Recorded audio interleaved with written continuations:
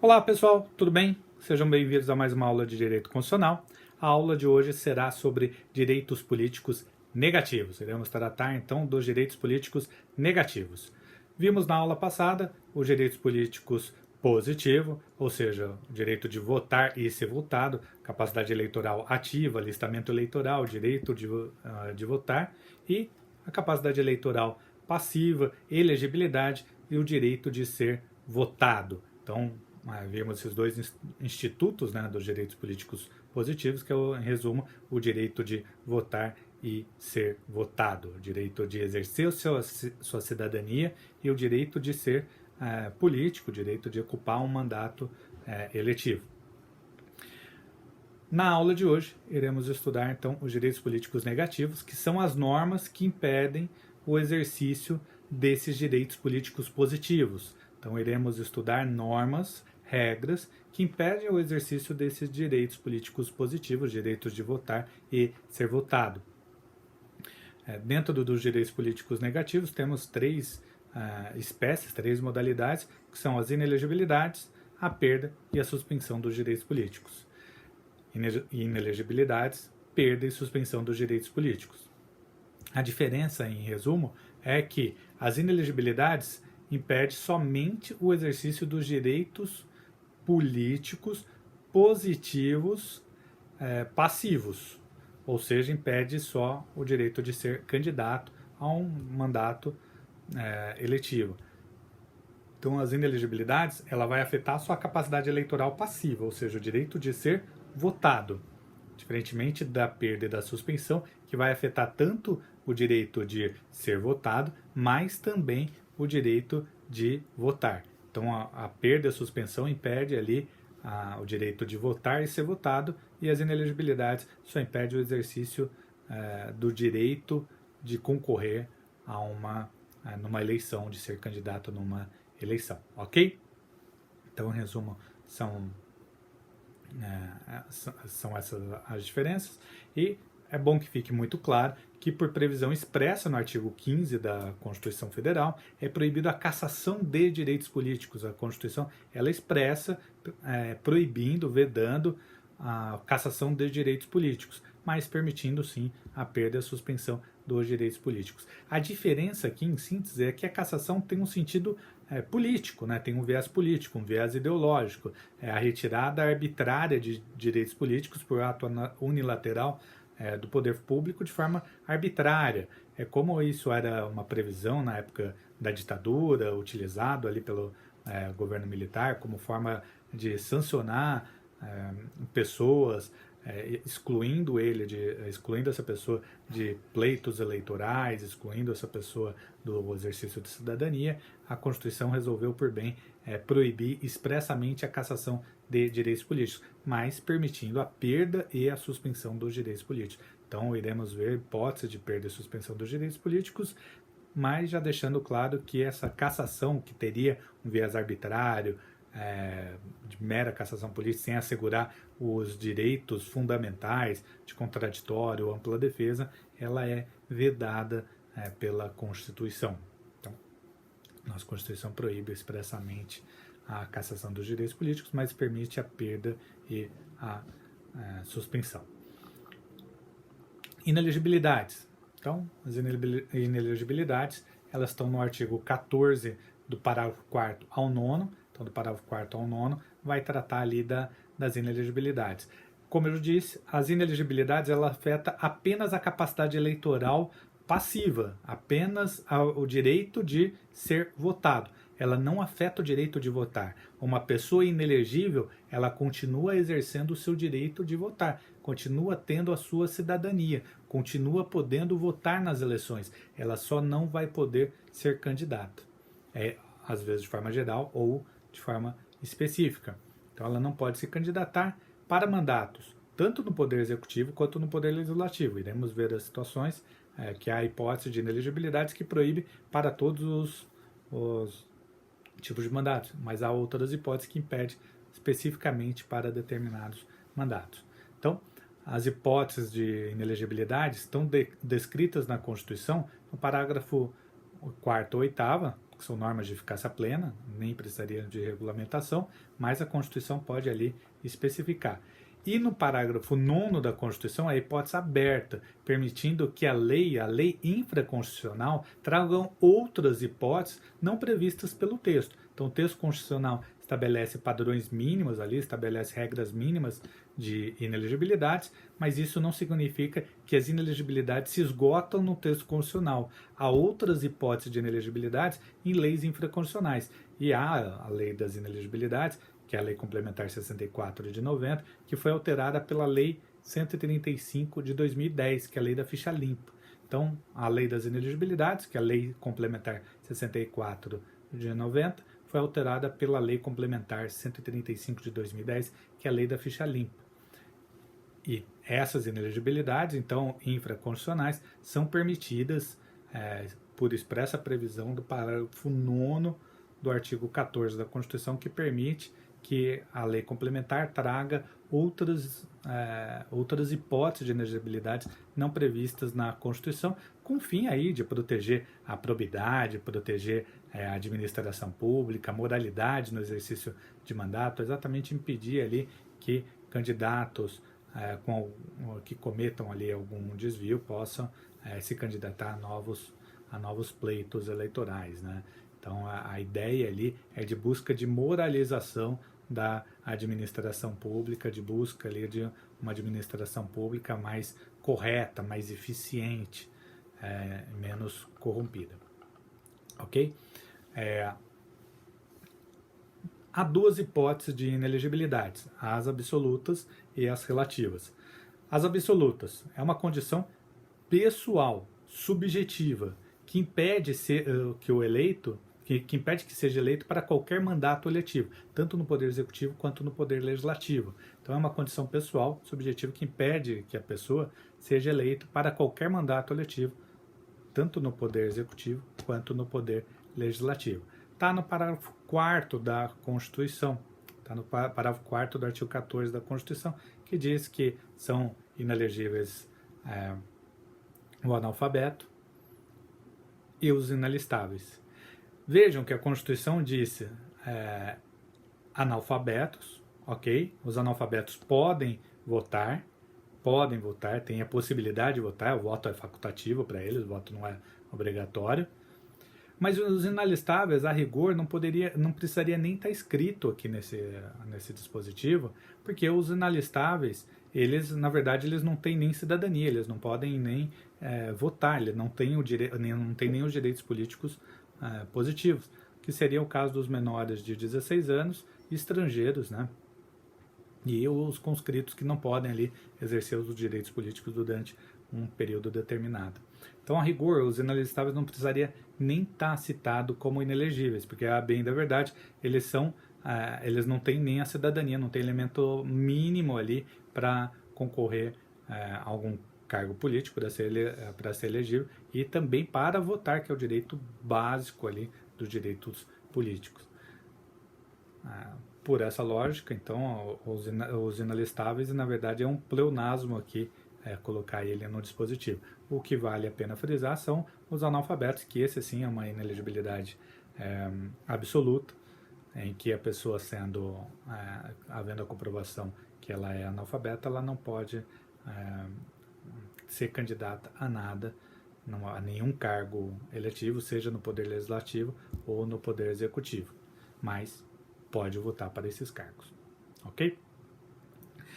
E as inelegibilidades relativas é uma condição objetiva, funcional, que impede a pessoa de se candidatar a determinados mandatos, mas não para todos. Impede que a pessoa seja candidata em alguns cargos eletivos, para determinados cargos eletivos, não para todos. Não para todos. Vejamos uma hipótese, que está logo ali no parágrafo 5º da Constituição, que diz que o presidente da República, os governadores do Estado, do Distrito Federal, os prefeitos e quem houver sucedido ou substituído no curso do mandato, poderão ser reeleitos para um único período subsequente. Isso foi acrescentado por uma emenda constitucional, a Emenda Constitucional 16, de 1997, cujo presidente na época era o ex-presidente Fernando Henrique Cardoso. e ele aprovou ali a possibilidade de uma reeleição. A inelegibilidade está exatamente em impedir o terceiro mandato para o Poder Executivo. Então, para ser chefe do Poder Executivo, só é permitida uma eleição. Não é possível uma nova, um terceiro mandato consecutivo. Veja, é possível uma pessoa ocupar um terceiro mandato, mas não de forma consecutiva, não de forma sucessiva. Então, o presidente Fernando Henrique foi eleito e reeleito, ele poderia sim ocupar um terceiro mandato, mas ele não poderia ocupar na sequência, não poderia ocupar de forma sucessiva, né? Ele teria que ali ter um interstício, deixar de ser presidente para depois, se fosse o caso, quisesse concorrer no futuro para novas eleições. E assim vale para todos os presidentes que ocuparam por 2 mandatos ou ocuparam no passado, que podem se candidatar novamente, que aí é a primeira eleição. Ok? Então, para essa vedação de reeleição vale para os cargos do executivo, para os chefes do poder executivo, prefeitos, governadores e presidente. Não vale para o poder legislativo. No poder legislativo não há qualquer vedação à reeleição. Um deputado federal, um senador, um deputado estadual, um vereador, ele pode concorrer a sucessivas reeleições, quantas reeleições ele for eleito. Então, na Câmara dos Deputados, temos deputados que ocuparam o mandato por várias vezes, foram reeleitos várias vezes e não há impedimento nenhum a isso. Talvez seja quando se fala aí no questionamento da reeleição, se seria conveniente impedir a reeleição, voltarmos o que era antes no Brasil, no texto originário, em que se previa um mandato de 5 anos vedando a reeleição. Talvez essa norma seja interessante também, se for para impedir a reeleição, ou para se discutir a reeleição, que se discuta também no Poder Legislativo, né? Acho que me parece que um político que fique ali por 4, 5, 6, 7 mandatos seria 28 anos, né, na Câmara dos Deputados, e temos políticos que ocupam mandato assim sucessivamente. Não me parece que seja conveniente ficar tanto tempo, porque acaba criando ali os políticos profissionais, né? Então, talvez seja uma questão que possa ser analisada ali em colocar apenas a permissão de uma reeleição no Poder Legislativo, não podendo concorrer para o mesmo cargo no Poder Legislativo por mais de 1 ou 2 mandatos no máximo, colocando o limite, o que hoje não tem, o que hoje é permitido aos deputados, senadores, vereadores ocuparem quantos cargos, quantos mandatos forem eleitos. Ok? Uma questão interessante que se coloca é da questão do prefeito itinerante. Para governador, a pessoa, logicamente, tem domicílio no estado, ela não concorreria em condições normais ao governo de outro estado. Temos história no Brasil de pessoas que concorreram ao governo de estados diferentes, não é novidade, mas é um pouco mais delicada essa situação. Para prefeitos, por vezes é mais comum existir o prefeito que ele concorre para prefeito de uma cidade e depois muda para outra cidade. Isso por vezes acontece. O Tribunal Superior Eleitoral ele já decidiu, e o STF chancelou essa questão, impedindo que o prefeito ocupe 3 mandatos sucessivos de prefeito, independentemente da cidade. Então, um prefeito que ele é prefeito numa cidade, geralmente cidades contíguas, né? Ele é prefeito numa cidade, ele se reelege na cidade e depois ele vai ocupar mandato, vai concorrer por uma outra cidade? Não pode. Então, o Supremo ele impede ali o mandato de prefeito itinerante ocupando um terceiro mandato seguido. O que não significa que ele não possa ocupar 3 mandatos, o que ele não pode ocupar de forma sucessiva. A reeleição é permitida uma vez só. Ok?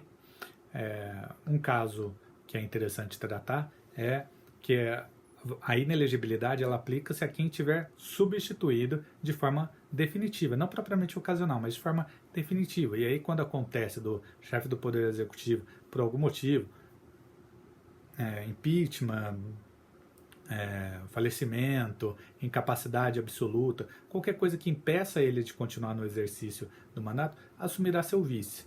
Seu vice assume de forma definitiva. Se ele for concorrer nas eleições para para o mesmo cargo como chefe do Poder Executivo, ele está aí já concorrendo à reeleição. Então, quando ele for concorrer ali, já é candidato à reeleição. Significa que se ele assumiu de forma definitiva, ele já está ocupando a chefia de governo, chefia do Poder Executivo, de forma definitiva, e ali ele estaria concorrendo à reeleição, mesmo que não tenha sido eleito para chefe do Poder Executivo, e sim chefe para vice na chapa, né? Isso aconteceu com Geraldo Alckmin, que o Alckmin ele foi vice-governador na chapa do Mário Covas em 94, foi eleito, depois reeleito em 98, ele não poderia se candidatar a vice nas eleições de 2002, mas ocorre que o Mário Covas faleceu ali em 2001.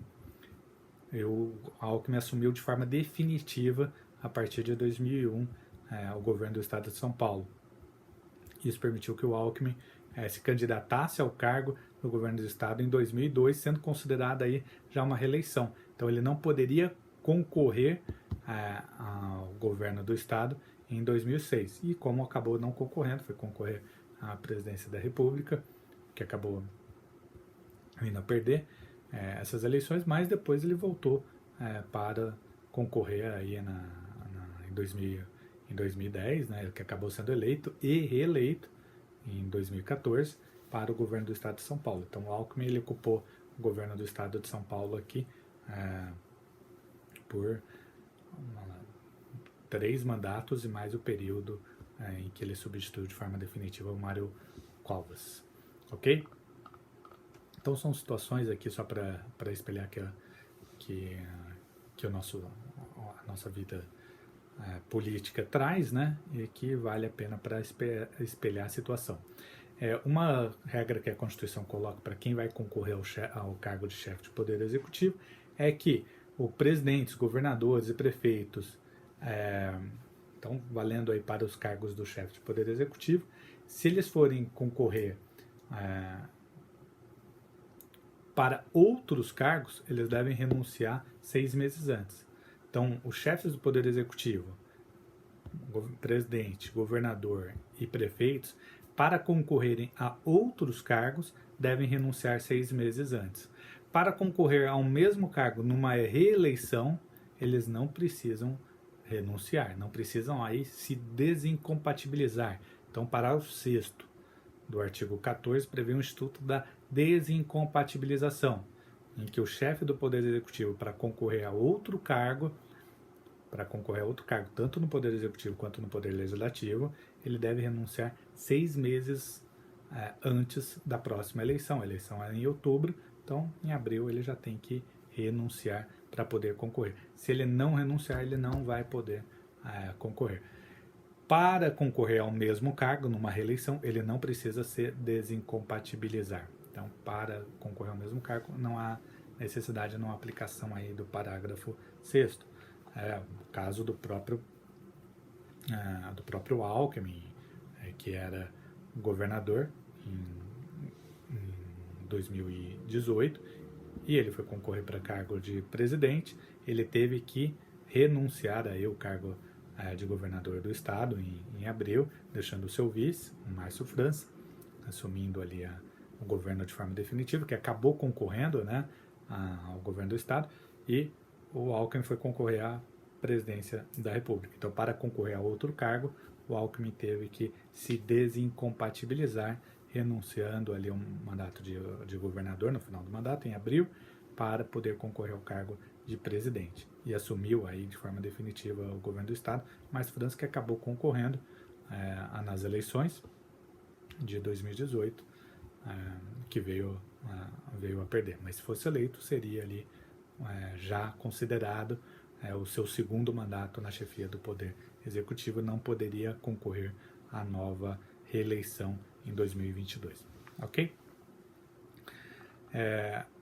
Há também inelegibilidades para determinados cargos, inelegibilidades reflexas, também no que tange a família.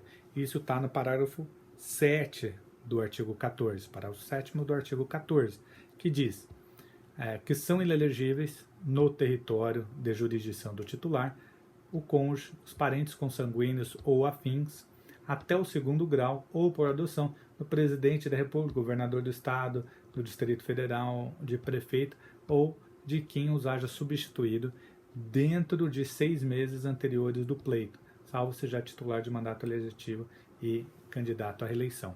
O que o dispositivo está protegendo aqui é exatamente para não criarmos ali um interesse familiar, né, um desenvolvimento familiar ali no interesse da política, né, que a política não possa ser tratado ali em caráter familiar, em que um passa o bastão para membros da sua própria família. Então, o paradigma é sempre o chefe do Poder Executivo. Sempre o chefe do Poder Executivo. Naquele âmbito territorial, naquela jurisdição onde o chefe do Poder Executivo ele ocupa o cargo, né, na chefia do Poder Executivo, não pode um parente seu, até o segundo grau, ser candidato no Poder Legislativo. Então, um prefeito não pode ter um irmão, um filho, um pai concorrendo a um cargo de vereador no mesmo município. Pode ser em outro município, mas não no mesmo. Um governador não pode, seu filho, sua esposa, seu pai, sua mãe, concorrer a um cargo de vereador que seja, ou de deputado estadual, e também deputado federal e senador pelo aquele estado. Pode concorrer por outro estado, senador representando outro estado, deputado federal com base em outro estado, mas não poderia concorrer a esses cargos no mesmo estado, sendo ele já governador. E para presidente da República, as pessoas, os seus familiares mais próximos ali, não podem concorrer a nenhum cargo eletivo em nenhum local do poder, porque a jurisdição do presidente é todo o território. A exceção que é feita aí, a exceção, e é bom que fique claro, é se a pessoa já for titular de um mandato eletivo. Então, se ele já for titular de mandato eletivo, se ele não for titular de mandato eletivo, ele não poderá concorrer. Se ele já for titular de mandato eletivo, então ele assim poderá concorrer novamente. Exemplo aqui, pegando como exemplo o atual presidente, o Bolsonaro, ele tem os seus filhos lá, cada um ocupando cargos políticos, né? E coincidentemente nesse ano de 2020 temos eleições para prefeito. O seu filho, o Carlos Bolsonaro, ele é vereador na cidade do Rio de Janeiro. Ele poderá concorrer novamente às eleições municipais no Rio de Janeiro para vereador, porque ele já era vereador, então ele só está concorrendo à reeleição. Então é possível ele continuar concorrendo à reeleição para vereador do Rio de Janeiro. Mas ele não poderá concorrer a outro cargo. Então ele não vai poder concorrer a deputado estadual, deputado federal, qualquer outro cargo no Brasil, enquanto o pai dele for presidente. Então, é um exemplo aí, né, de algum familiar. Assim como seus outros filhos, né, também não poderão mudar de cargo. Poderão continuar concorrendo ao mesmo cargo, mas não a outro enquanto ele for presidente. Ok? Então, a ideia aqui é proteger a jurisdição eleitoral, né, dessas interferências familiares, impedir ali que se constitua ali aquele coronelismo que já existiu na República Velha, aquele clã familiar dominando as eleições em determinado local. A Constituição quis diminuir muito essas hipóteses.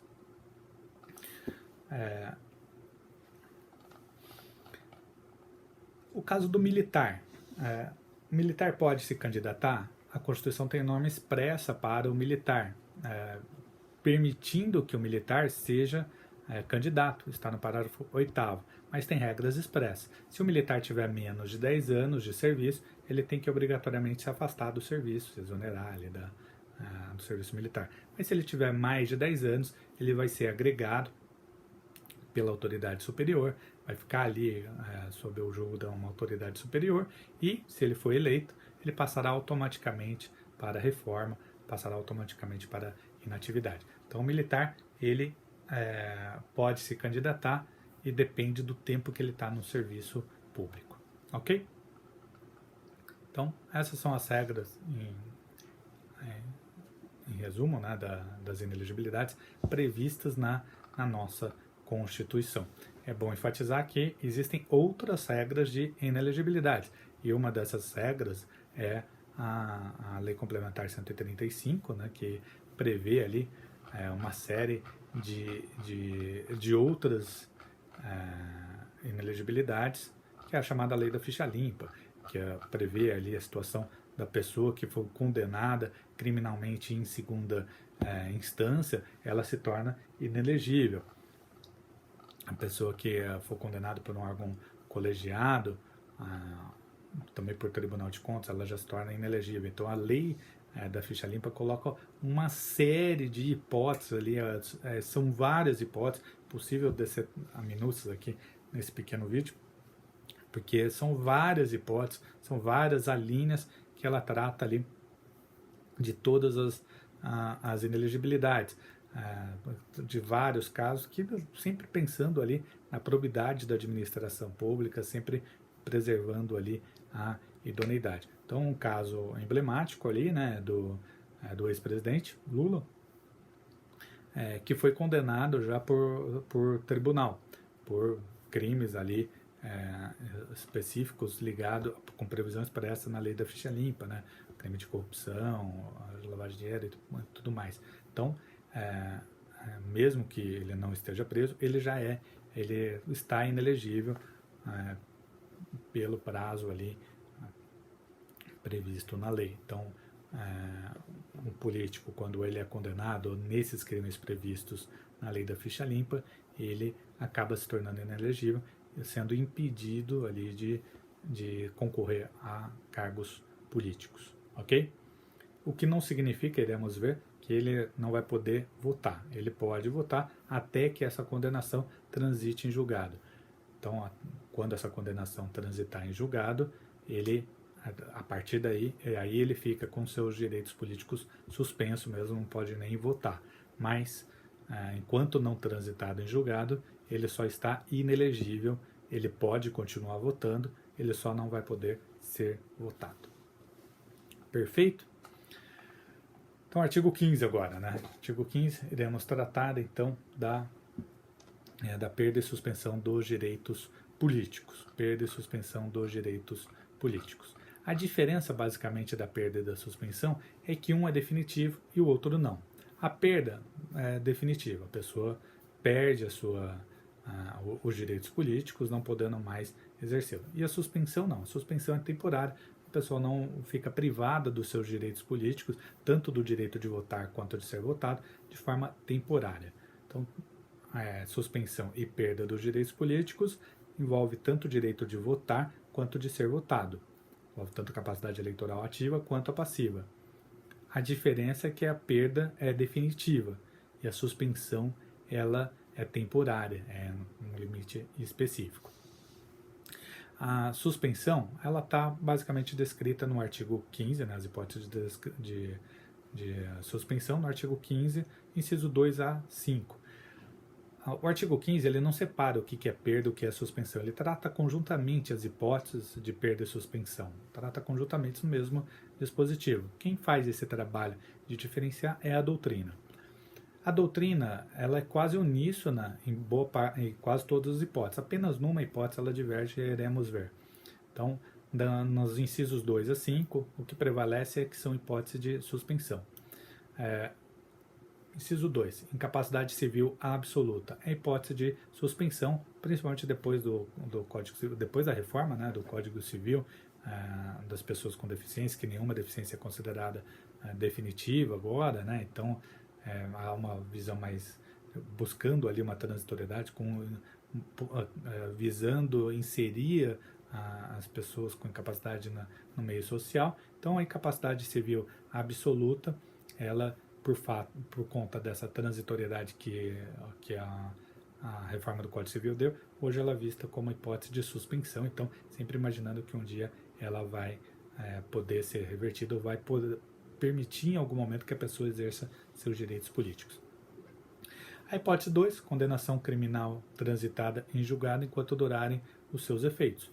Então, se a pessoa for condenada por um órgão de segunda instância nos crimes previstos na lei de ficha limpa, na lei complementar 135, a pessoa ela vai estar inelegível, mas ainda ela não vai ter suspenso os seus direitos políticos, ela ainda vai poder continuar votando.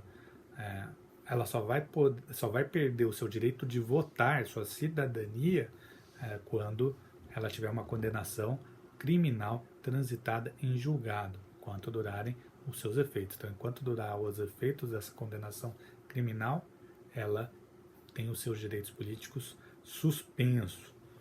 Tem os seus direitos políticos suspensos. A quarta hipótese prevista no artigo 15 é a recusa cumprir a obrigação a todas impostas e a prestação alternativa.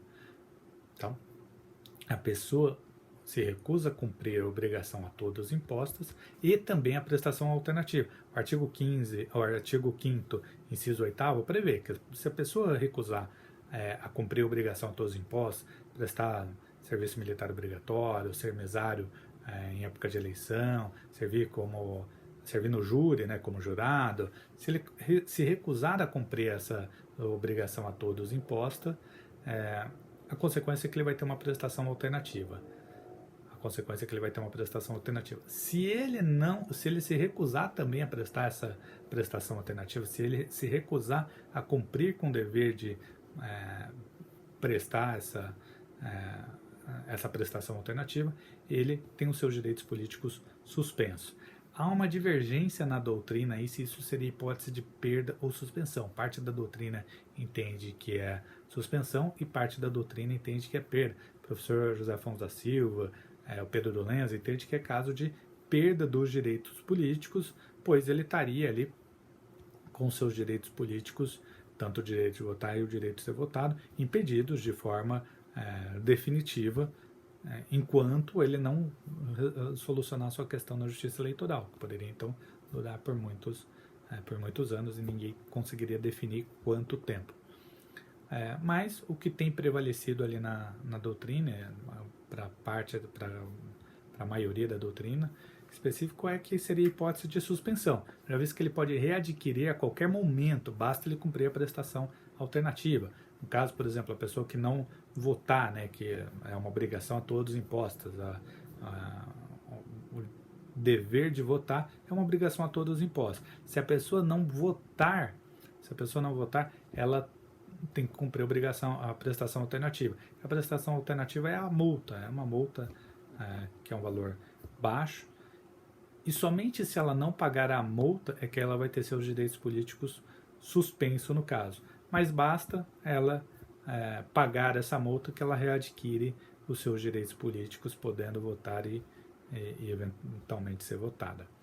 Então, me parece aí que seja temporário, já que a pessoa pode facilmente readquirir seus direitos políticos. Mas há doutrina que entende que é caso de perda, já que ela perdeu de forma a não se prever um termo final para essa inabilitação para o exercício dos direitos políticos, ok? E a última hipótese é a improbidade administrativa.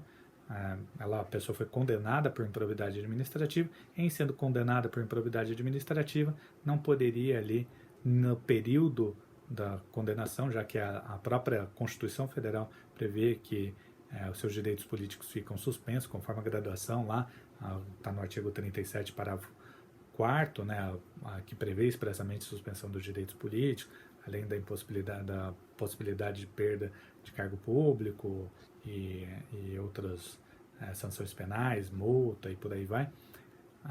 Sanções penais, não, desculpa, por sanções civis, né, sanções administrativas e sanções políticas.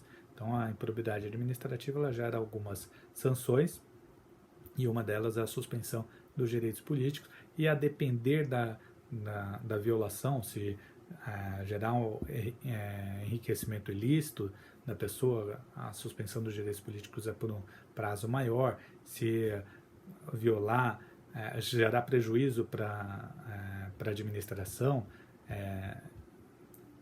tem também uma graduação, e se for apenas violação de princípios da administração pública, uma graduação menor. Então, a lei que trata da improbidade administrativa, ela prevê uma graduação. A violação de princípios da administração pública, um servidor que eventualmente não fez concurso, um agente público que não fez concurso para determinado cargo público, que era necessário concurso, mas que não gerou prejuízo, não gerou enriquecimento ilícito, ele violou um princípio da administração pública. Então ele teria que cair com as penas da improbidade administrativa, mas num grau menor, diferente do caso de uma pessoa que já gerou prejuízo para o erário, gerou prejuízo para o Estado, e o grau maior é a pessoa que, além disso tudo, gerou um enriquecimento ilícito para si, teve alguma vantagem pecuniária. Ok? Então, a improbidade administrativa, enquanto durar as penas da improbidade, enquanto durar ali a suspensão dos direitos políticos, com base na previsão da própria lei, ele fica ali com seus direitos políticos suspensos. E a perda dos direitos políticos se dá na hipótese do inciso 1. A hipótese do inciso 1 diz apenas do cancelamento da naturalização por sentença transitada em julgado.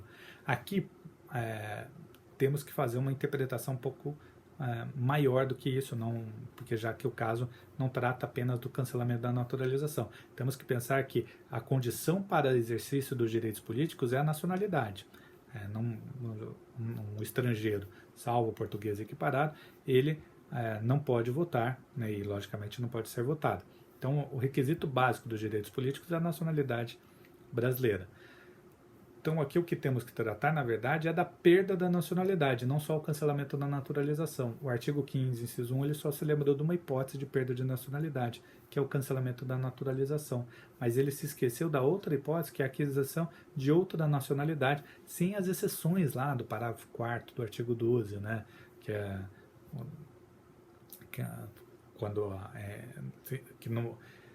foi reconhecido nacionalidade originária por outro país, ou que ele foi obrigado a se tornar nacional de outro país. Salvo essas hipóteses, se ele adquirir outra nacionalidade, ele perde a nacionalidade brasileira, né? E com isso também ele perde seus direitos políticos brasileiros. Então o artigo 15, ali, inciso 1, ele precisa ter uma interpretação um pouco mais extensiva para abranger não somente o cancelamento de naturalização, mas também a própria perda da nacionalidade, seja pelo cancelamento da naturalização, nas hipóteses ali previstas do cancelamento, seja na hipótese de aquisição de outra nacionalidade, sem as exceções previstas no parágrafo 4º do artigo 12. Ok? Mais uma vez, muito obrigado e nos vemos no próximo vídeo. Até mais!